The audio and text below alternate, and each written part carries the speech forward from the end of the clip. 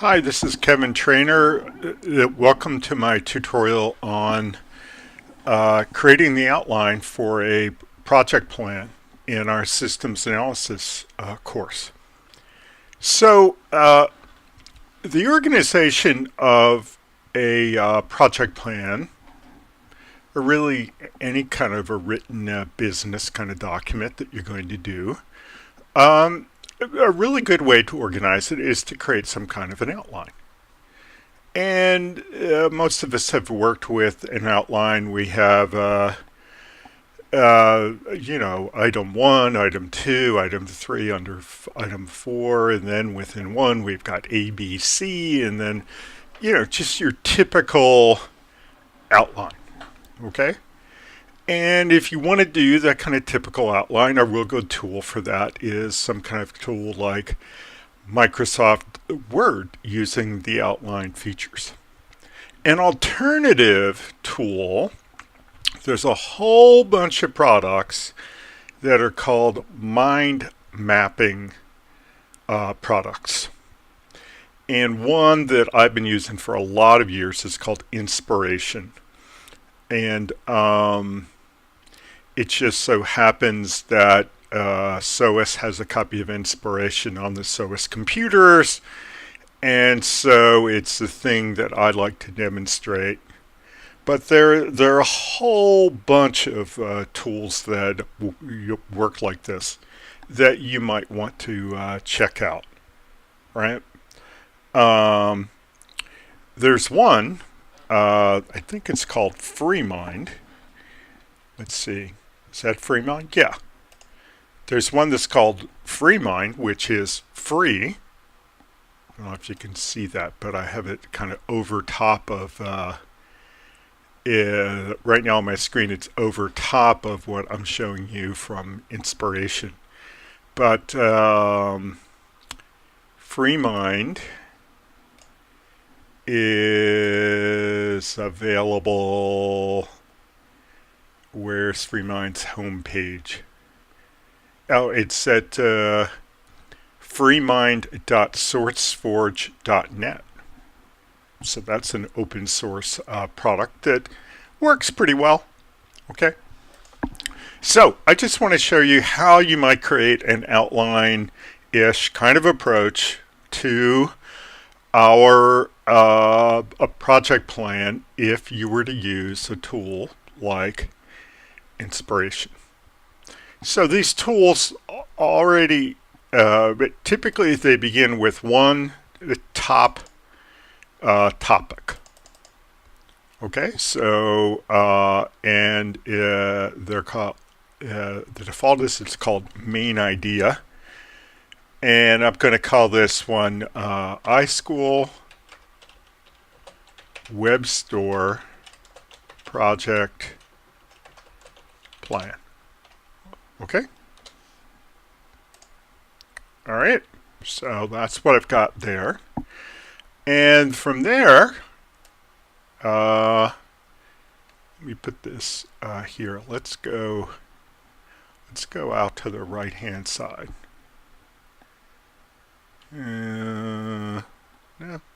Yeah. Let's go out to the right-hand side if we can. All right. Now, one of the things you can do is if you want to create a node off of your main node, you just go up here. If I want one that's up to the right, I kind of highlight up and to the right, and I've got one going up and to the right. So the 4 categories that I want in your outline, one is I want you to cover the stakeholders. So the stakeholders, okay. Let's pull that here. And then the second one is the problem or opportunity. Okay. So let's highlight this one off to the right. Nope. It's not what I want to do. Undo. Control Z or Command Z, depending on what you're working on. Now I want to go back to the main one, and then I want to go to the right of that. So the second one is the problem or opportunity. So I'm just going to call this problem or opportunity. Okay. All right. And there's going to be 4 of these altogether. And the third one was plan for managing scope. So let's... Oh, I did it again, didn't I? I have to keep going back here before I do that. Plan for managing scope.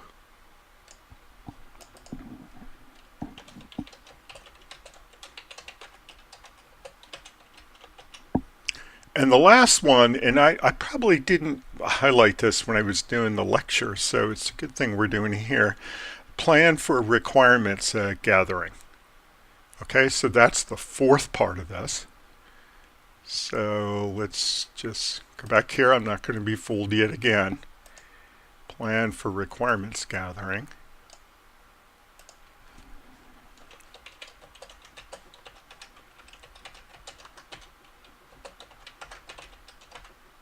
Okay, there I go. I've got that. Now, one of the things I want to point out is that these graphical mind mapping tools really create outlines. Okay? Because if you go over up here in the toolbar and you say, show it to me as an outline, you'll see this as an outline. So the top level is iSchool Webster Project Plan. And then within that, it's got I, and IV. Okay. And it is an outline. Or click up here on the tool list in the toolbar now to see the diagram, and it's a diagram. So the translation between this kind of diagram and an outline is direct. Okay? It's a no-brainer. All right? So you ought to feel pretty comfortable in doing that. Okay, so let's go through each of these and talk about what we want to do. Within the stakeholders, we wanted to do 3 things. All right, so let's pull, let's pull this over here. Yeah, maybe we want to do this. So we want to do 3 things. Do that, do this, and do that. So we got 3 of these guys here. Okay. So we want to identify the stakeholders.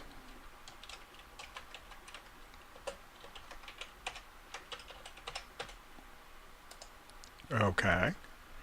We want to classify the stakeholders.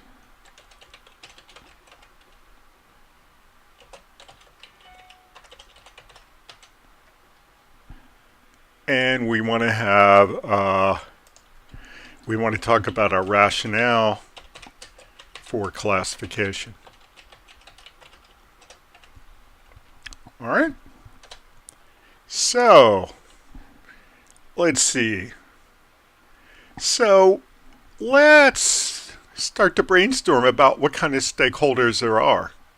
Okay. So, let's go off here to the right. Okay. And let's say, let's see, what do we have? I know that there are customers. Okay. Let's call them potential customers because we don't currently, they're not currently customers. We're not currently in business. Okay, so we have potential customers. Okay, and then who else do we have? Now, I think if I'm up here and I just hit, no, it doesn't work. Okay, I can't do that. There used to be some shortcut keys you could take. All right, so potential customers.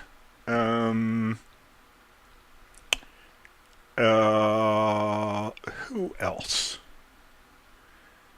iSchool administration. Okay, that might be a group. All right, let's put that out there.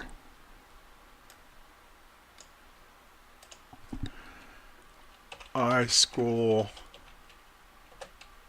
administration. Sorry, I don't know what that does, but it's not what I want. Okay. Let's see, what other kind of companies? Well, let's see. Um, we're going to have to get paid, right? And maybe we're going to want to take credit cards. So maybe we have credit card processors. They'd be some kind of business partner. Okay.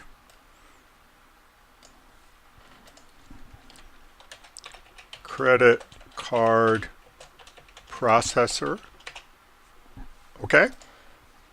And then we can just keep on going.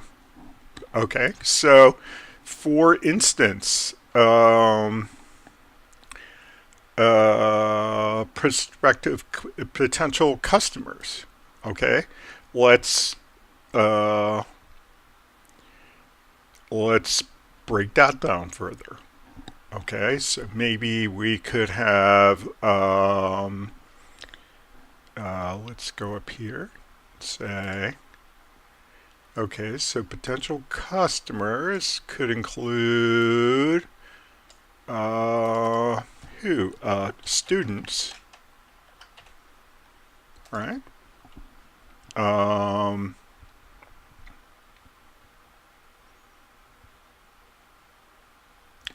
Maybe faculty.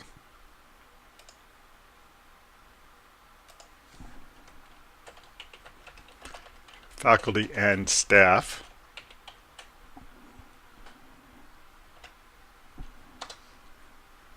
All right.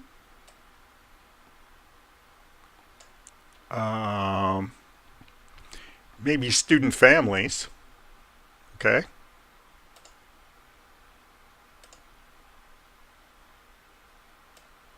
Let's bring this over here. Let's call those family members. Okay. And I could probably think of some of the, maybe the general public. I don't know. So what we're going to do is we're just going to keep on bringing these things out as far as we can possibly go. All right. Well, that makes sense. Now, let's talk about classifying stakeholders. Okay. I'm telling you that you need to be able to put them in 3 groups. Okay. So all these groups of people out here, I'm going to want you to say, oh, well, here's how I would organize them, as in terms of what kind of stakeholder they are. Okay, so let's go here. So we've got that, and we've got this. Whoop. How about that? Got that goes there. This one's here. Come back down here. Okay. Those look good. And what did I said? I've got the payor or sponsor.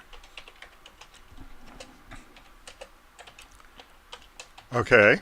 These are people who are going to pay for the system. Okay.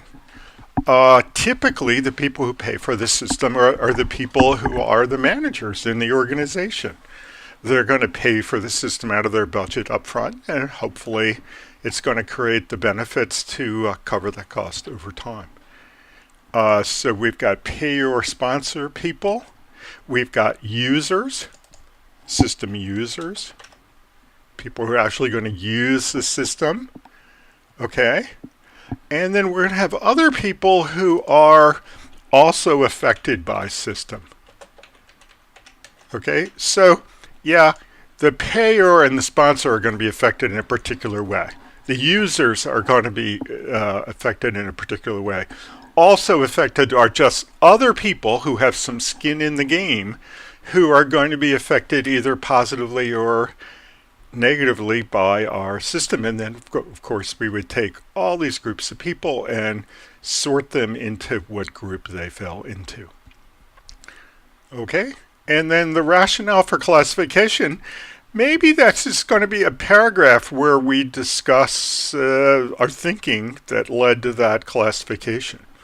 Okay, so maybe there's not lots of data to put here, but maybe this is the placeholder for us to write a paragraph about how we, the rationale that we had that led to these classifications.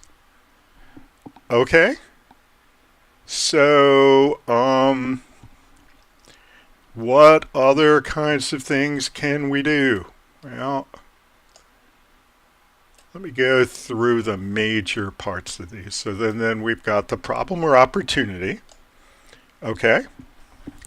So from there, so we want to identify the problem. Okay. And let's go out to the right again. And let's go down here.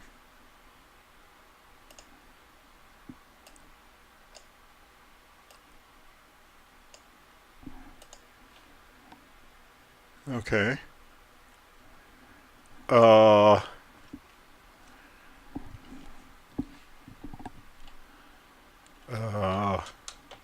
Problem 1, opportunity 2. Okay, we're just going to list these things out. Okay. And then we're going to say what the expected benefits are in a business sense. Okay. And we're also going to want to say, are there things that we might have included, but we're excluding them from the scope?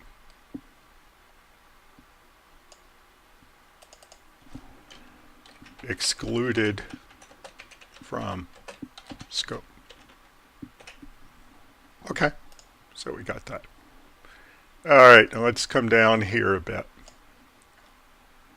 And what are we going to do? Plan for managing scope. Okay, so we're looking for potential places where we've decided that we're going to address a problem. So the problem is within the scope. The stakeholders are within the scope the way we see it right now, but maybe they're the marginal stakeholders. It's just like, well, if we have too many people, the first people we're going to consider not including would be this group. And why? Okay. If we have some parts of the problem or the opportunity that we're not going to address, well, what would we consider a dumping first? Why? Typically, that's because we sense in some way they're lesser priority. Okay. Okay. And what we're trying to get at is well, why do we think they're less priority? Is there something about the problem statement that would lead us to believe that, or we're just imagining that some set of circumstances that would lead us to decide that? We're going to want to talk about that. Okay, so the plan for managing scope is a plan for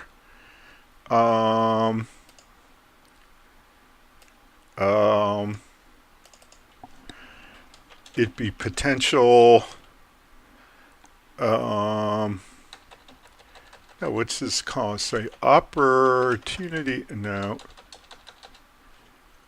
candidates for elimination. Okay, here are things that we could decide. So we would have, oops, sorry, didn't want to do that, did we? Let's undo that. Okay, so So the candidates for elimination, some of them would be problems.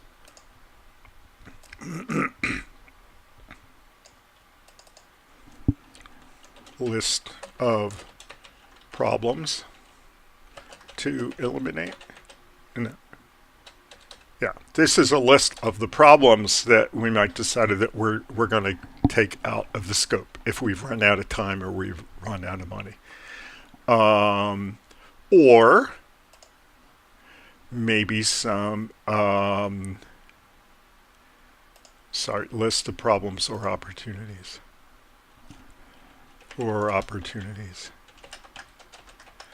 Okay, so these we think are the lowest priority, and these are the ones that we would be most likely to eliminate from the scope.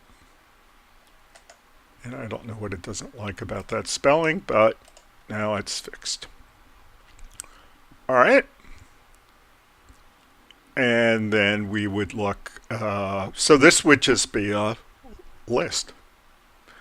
Okay. Come back here. Okay, so we might decide that some of the problems or opportunities could be placed on hold. We wouldn't include them within the scope of this current project. Okay. We might decide that some of the stakeholders might not be included in this round. Okay. And then, last but not least, plan for requirements gathering. Okay. We don't have all the requirements. All right. We've got 2 pages, a page and a half that that describe the project. We're going to have to go out. If in fact we had an organization to go talk to, we would have to go out and gather the requirements in the way that we learned about in Chapter 6. So what kind of things could we do? Well, here are the subcategories for this part of the plan. Okay, so what are the methods that we're going to use? Okay. And then the next one is who are the, sorry, I didn't want to do that.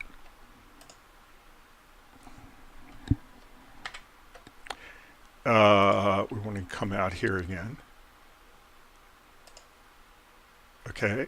Who are the stakeholders that we're going to talk to? And here, maybe not so much names of people, but description of what their role is. We're going to talk to all the bank tellers, or we're going to talk to all the this, or something like that.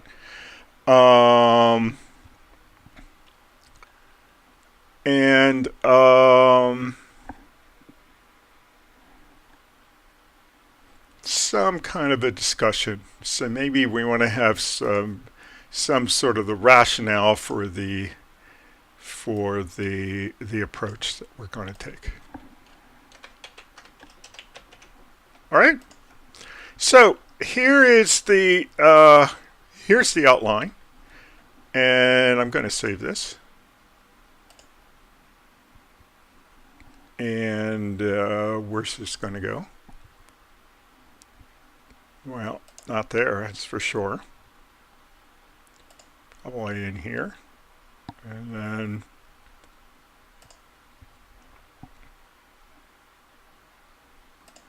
right here.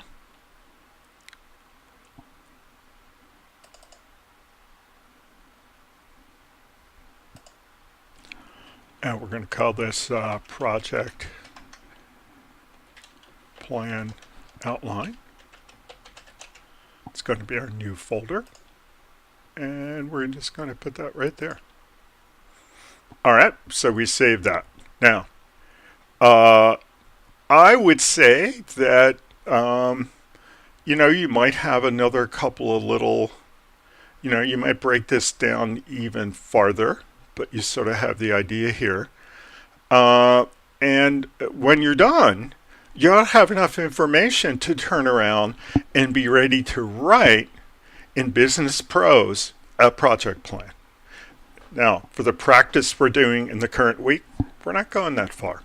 Okay, we just want to organize our thoughts and talk about what the content should be, not really talk so much about the writing exercise. Hopefully we're good at writing these kinds of documents. It will certainly get our opportunity to do it when we write the real project plan. But what we do want to do is we want to tackle the organization, what should be in it, what should not be in it, the kind of thinking that goes into this kind of project planning and all that. And again, you can do this as a mind map or as an outline, because it just turns into a plain old outline. Okay? So either way, you can hand in either a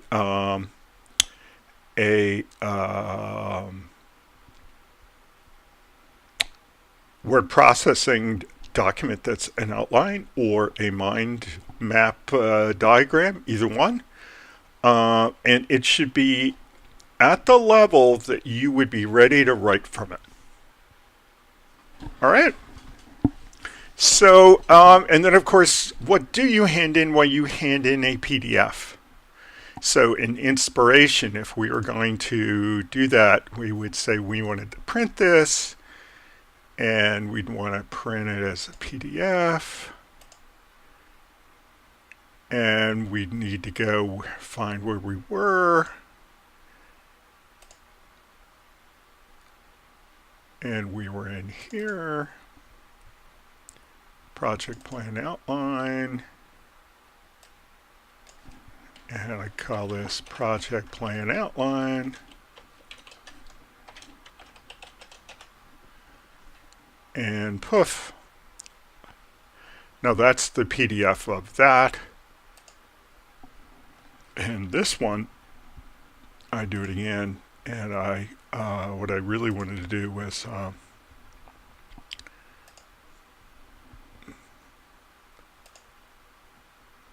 going to go to the same place, and this one is going to be called Project Plan Mind Map Outline.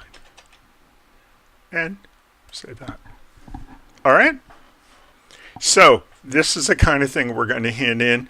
More detail here, right? So, I mean, I stopped early. Okay. We can maybe want to go down another level on a lot of these things. But what I wanted to do is to give you the overall organization, the thinking, talk about the kind of document that we want to come up with the outline, and then that we don't actually want to write the report in this practice session. We just want all the information there ready to go. So that's what we're doing for our skills practice this week.